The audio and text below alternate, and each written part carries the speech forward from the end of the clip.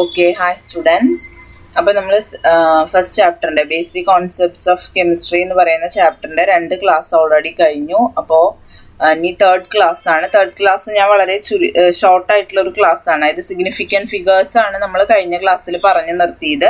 അപ്പോൾ significant ഫിഗേഴ്സിൻ്റെ operations, addition, subtraction, multiplication, division, അതും rounding ഓഫും dimensional അനാലിസിസും, ഇത്രയും ടോപ്പിക്സ് കവർ ചെയ്യുന്ന ഒരു ചെറിയ ക്ലാസ് ആണ് ഞാനിപ്പോൾ ഇടാൻ ഉദ്ദേശിക്കണേ.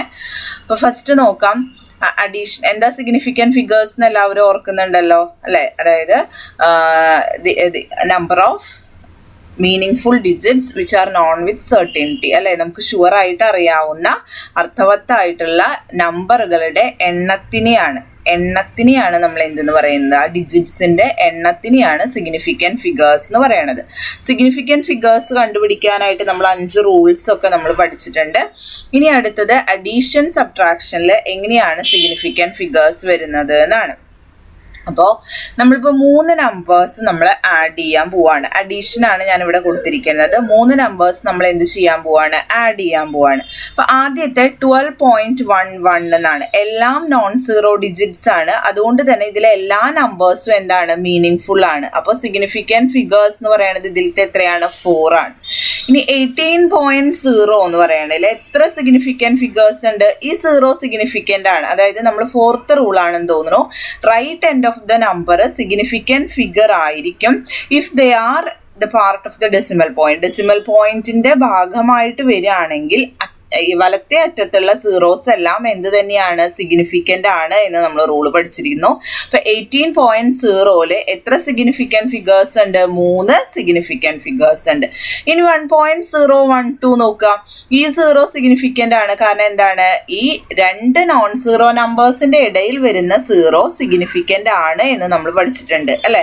അപ്പോൾ ഈ 0 എന്താണ്, സിഗ്നിഫിക്കൻ്റ് ആണ്. അപ്പോൾ 1.012 എത്ര സിഗ്നിഫിക്കൻറ്റ് ഫിഗേഴ്സ് ഉണ്ട്? 4 സിഗ്നിഫിക്കൻറ്റ് ഫിഗേഴ്സ് ഉണ്ട്. അപ്പോൾ ഇതിൽ 4 സിഗ്നിഫിക്കൻറ്റ് ഫിഗേഴ്സ് ഉണ്ട്, ഇതിൽ 3 സിഗ്നിഫിക്കൻറ്റ് ഫിഗേഴ്സ് ഉണ്ട്. ഇതിൽ എത്ര സിഗ്നിഫിക്കൻറ്റ് ഫിഗേഴ്സ് ഉണ്ട്? 4 ഉണ്ട്. ഇനി നമ്മൾ ഇത് 3 കൂടെ ആഡ് ചെയ്യുന്നത്, അഡീഷൻ സെയിം, നമ്മളിത് കൂടി ആഡ് ചെയ്യാണ്, സെയിം പ്രോസസ്സ് തന്നെ.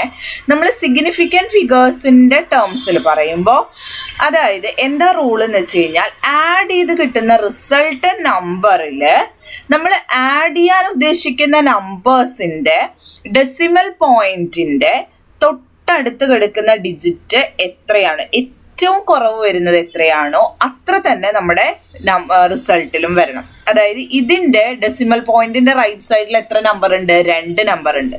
ഇതിന്റെ ഡെസിമൽ പോയിന്റിന്റെ റൈറ്റ് സൈഡിൽ എത്ര നമ്പർ ഉണ്ട്? 1 നമ്പറേ ഉള്ളൂ. ഇതിന്റെ ഡെസിമൽ പോയിന്റ് റൈറ്റ് സൈഡിൽ എത്ര നമ്പർ ഉണ്ട്? 3 നമ്പേഴ്സ് ഉണ്ട്. മനസ്സിലാവുന്നുണ്ടല്ലോ? പോയിന്റിന്റെ വലത്തേ ഭാഗത്ത് കിടക്കുന്ന നമ്പറുകളുടെ എണ്ണമാണ് ഞാൻ പറയുന്നത്. 12.11 എന്ന് പറഞ്ഞാൽ പോയിന്റിന്റെ അപ്പുറത്ത് എത്ര നമ്പർ ഉണ്ട്? 2 നമ്പർ ഉണ്ട്. 18.0 എന്ന് പറഞ്ഞാൽ പോയിന്റിന്റെ അപ്പുറത്ത് എത്ര നമ്പർ ഉണ്ട്? 1 നമ്പർ ഉണ്ട്. 1.012 എന്ന് പറഞ്ഞു കഴിഞ്ഞാൽ പോയിന്റിന്റെ അപ്പുറത്ത് 3 നമ്പർ ഉണ്ട്.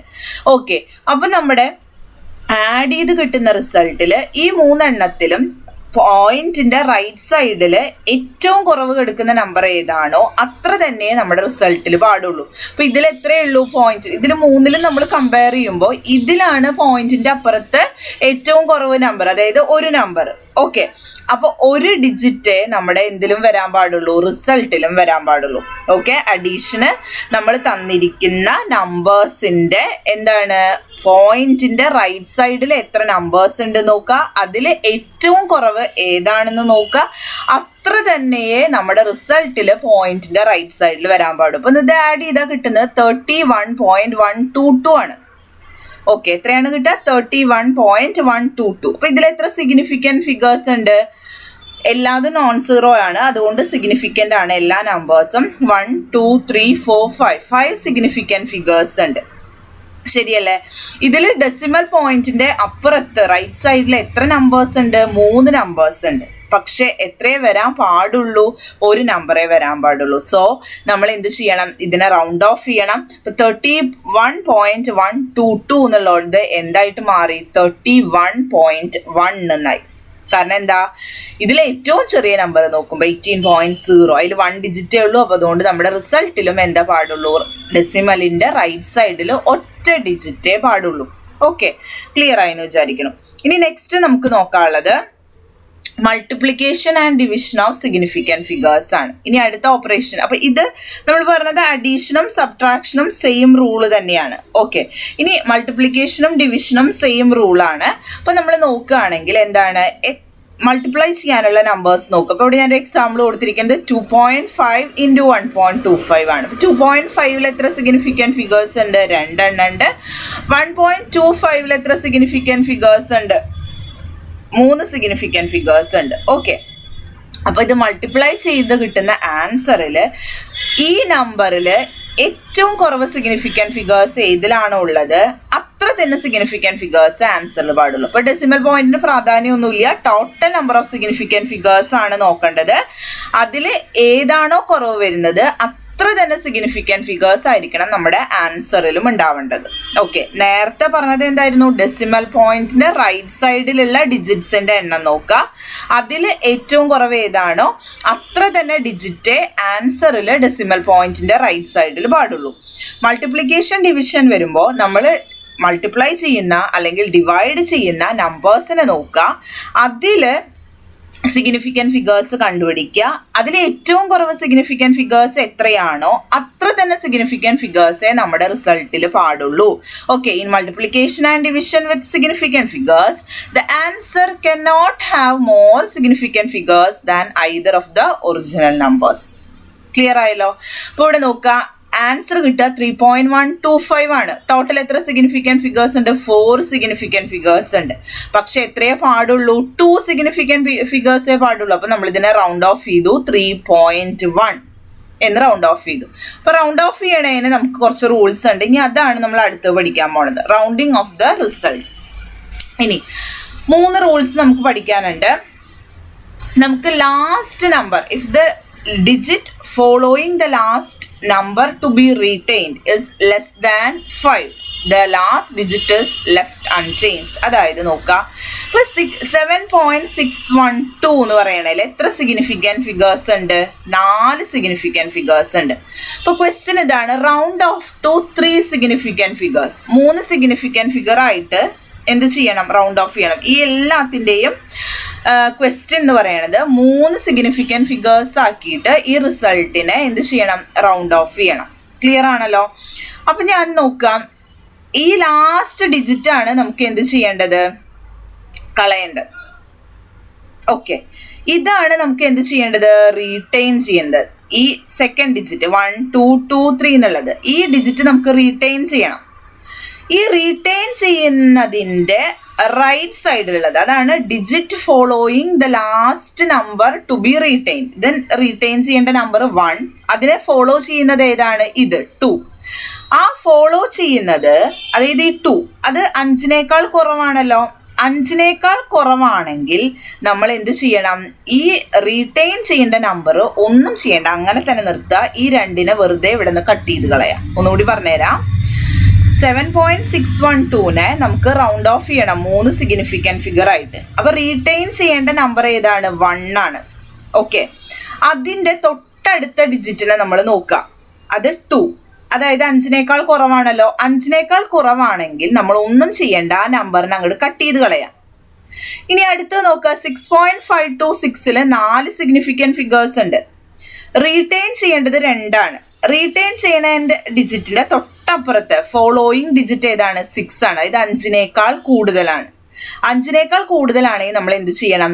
ഈ റീറ്റെയിൻ ചെയ്യണ 2ൻ്റെ കൂടെ 1 കൂട്ടി 6.53 എന്ന് വേണം എഴുതാനായിട്ട്. ഓക്കെ, അതായത് റീറ്റെയിൻ ചെയ്യേണ്ട നമ്പറിൻ്റെ തൊട്ടടുത്ത ഡിജിറ്റ് 5നേക്കാൾ കൂടുതലാണെങ്കിൽ റീറ്റെയിൻ ചെയ്യണ നമ്പറിൻ്റെ കൂടെ നമ്മൾ എന്ത് ചെയ്യണം? 1 കൂട്ടണം. അപ്പം എന്ത് വന്നു? 6.53 എന്ന് വന്നു. ഓക്കെ, ഇനി തൊട്ടടുത്ത് നോക്കാം,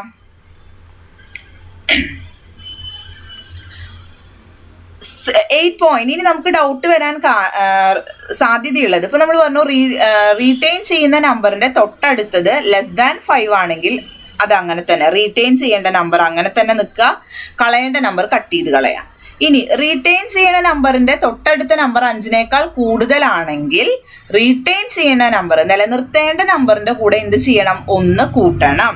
ഇനി നമുക്ക് സംശയം തോന്നാം, 5-നേക്കാൾ കൂടുതൽ 5-നേക്കാൾ കുറവും പറഞ്ഞു. ഇനി 5 ആണെങ്കിൽ സ്വാഭാവികമായിട്ട് 2 റൂൾസ് ആണ് പറയുന്നത്. 5 ആവുമ്പോൾ റീറ്റെയിൻ ചെയ്യേണ്ട നമ്പർ ഓഡ് ആണോ ഈവൻ ആണോ നോക്കണം. അപ്പൊ ഇതിൽ നോക്കുക 8.525 ഇതിൽ റീറ്റെയിൻ ചെയ്യേണ്ടത് 2 ആണ്, അത് ഈവൻ നമ്പർ ആണല്ലോ. 5.635 അതിൽ റീറ്റെയിൻ ചെയ്യേണ്ട നമ്പർ ഏതാണ്? 3 ആണ്, അത് ഓഡ് ആണ്. ഓക്കെ, അപ്പൊ എവിടെയാണ് നമ്മൾ പ്രാധാന്യം കൊടുക്കേണ്ടത്, ഇമ്പോർട്ടൻസ് കൊടുക്കേണ്ടത്? റീറ്റെയിൻ ചെയ്യുന്ന നമ്പർ, നിലനിർത്തേണ്ട നമ്പർ, ആ ഡിജിറ്റ് ഓഡ് ആണോ ഈവൻ ആണോ നോക്കണം. ഈവൻ ആണെങ്കിൽ എന്താ ചെയ്യേണ്ടത്? ഒന്നും ചെയ്യണ്ട, ഈ 5 അങ്ങോട്ട് കട്ട് ചെയ്താൽ മതി, 8.52 എന്ന് വരും. ഇനി റീറ്റെയിൻ ചെയ്യേണ്ട നമ്പർ ഓഡ് ആണെങ്കിൽ എന്ത് ചെയ്യേണ്ടി വരും? +1 ചെയ്യണം. ഓക്കെ, അപ്പൊ 5.64 എന്ന് വരും. ഇപ്പൊ റൗണ്ട് ഓഫിന്റെ റൂൾസ് മനസ്സിലായി എന്ന് വിചാരിക്കുന്നു. റീറ്റെയിൻ ചെയ്യേണ്ട നമ്പറിന്റെ തൊട്ടടുത്ത ഡിജിറ്റിനാണ് പ്രാധാന്യം കൊടുക്കേണ്ടത്. അത് <5 ആണെങ്കിൽ റീറ്റെയിൻ ചെയ്യേണ്ട നമ്പർ അങ്ങനെ തന്നെ എഴുതുക. ഇനി തൊട്ടടുത്ത നമ്പർ <5 ആണെങ്കിൽ റീറ്റെയിൻ ചെയ്യുന്ന നമ്പറിന്റെ കൂടെ 1 കൂട്ടുക. ഇനി തൊട്ടടുത്ത നമ്പർ =5 ആണെങ്കിൽ നമ്മൾ എന്ത് ചെയ്യണം? റീറ്റെയിൻ ചെയ്യേണ്ട നമ്പർ ഓഡ് ആണോ ഈവൻ ആണോ നോക്കണം. ഈവൻ ആണെങ്കിൽ ഒരു വ്യത്യാസവും ഇല്ല, ആ നമ്പർ അങ്ങനെ തന്നെ എഴുതുക.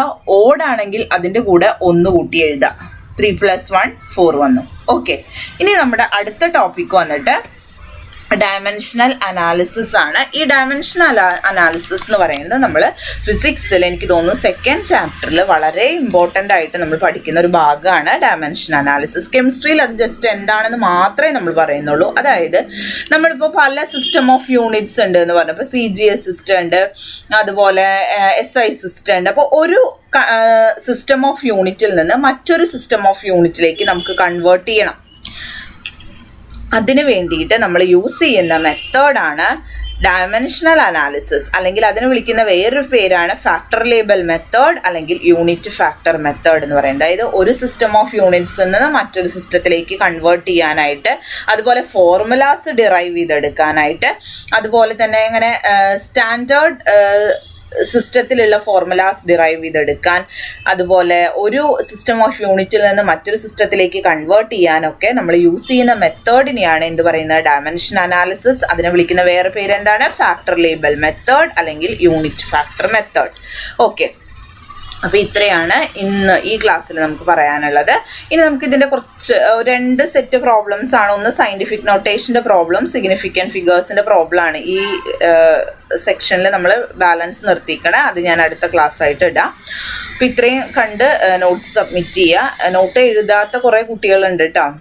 അതായത് നമുക്ക് ഞാൻ വാല്യൂ ചെയ്ത് നോക്കുമ്പോൾ വളരെ കുറച്ച് കുട്ടികളാണ് അപ് ടു ഡേറ്റ് ആയിട്ട് നോട്ട് ചെയ്യുന്നുള്ളൂ. ബാക്കിയുള്ളവർ എന്താണെന്ന് അറിയില്ല. വിക്ടർ ചാനലിൻ്റെ നോട്ട് ഞാൻ പറയുകയാണെങ്കിൽ ഇനി +1 കെമിസ്ട്രിയിൽ ഇടണ്ട വിക്ടർ ചാനലിൻ്റെ നോട്ട്. കാരണം എന്താ വെച്ച് കഴിഞ്ഞാൽ എനിക്ക് എല്ലാം കൂടെ നോക്കുമ്പോൾ ഭയങ്കര ബുദ്ധിമുട്ടാവണം. വിക്ടർ ചാനൽ നോട്ട് ഇടുന്നുണ്ട്, നമ്മുടെ നോട്ട് ഇടുന്നു. നമ്മുടെ ക്ലാസ്സിൻ്റെ നോട്ട് മാത്രം ഇട്ടാൽ മതി. വിക്ടർ ചാനൽ നിങ്ങൾക്ക് നോട്ട്സ് എഴുതിയാൽ മതി. എന്തെങ്കിലും ഡൗട്ട് ഉണ്ടെങ്കിൽ എനിക്ക് പേഴ്സണൽ മെസ്സേജ്, വിക്ടർ ചാനൽ കണ്ടിട്ട് എന്തെങ്കിലും ഡൗട്ട്സ് വരികയാണെങ്കിൽ എനിക്ക് പേഴ്സണലി മെസ്സേജ് അയച്ചാൽ മതി, ഇതെങ്ങനെയാണെന്ന് ചോദിച്ചിട്ട്. നമ്മുടെ ക്ലാസ്സിൻ്റെ നോട്ട്സ് മാത്രം വിക്ടർ നമ്മുടെ +1 കെമിസ്ട്രി എന്ന് പറയുന്ന ഗ്രൂപ്പിൽ ഇട്ടാൽ മതി. അപ്പോൾ എനിക്ക് വാല്യൂ ചെയ്യാൻ കുറച്ച് എളുപ്പമുണ്ട്. എല്ലാം കൂടി ആകുമ്പോൾ നോക്കാൻ ഭയങ്കര ബുദ്ധിമുട്ട് 4 ക്ലാസ്സിൽ. അപ്പോൾ അത്രയും ചെയ്യാം. ഈ ക്ലാസ്സും കൂടി കാണുക എല്ലാവരും. മറ്റ് 3 ക്ലാസ്, അതായത് 2 തിയറി ക്ലാസ്സും 1 പ്രോബ്ലം ക്ലാസ്സും കാണാത്ത കുട്ടികളുണ്ടെങ്കിൽ കണ്ട് വേഗം തന്നെ ഒരു ശനിയാഴ്ചയ്ക്കുള്ളിലോ അല്ലെങ്കിൽ തിങ്കളാഴ്ചയ്ക്കുള്ളിൽ എല്ലാവരും നോട്ട് സബ്മിറ്റ് ചെയ്യുക. ഓക്കെ, അപ്പോൾ നമുക്ക് ഇത്രയാണ് ഈ ക്ലാസ്സിൽ നമുക്ക് പറയാനുള്ളത്.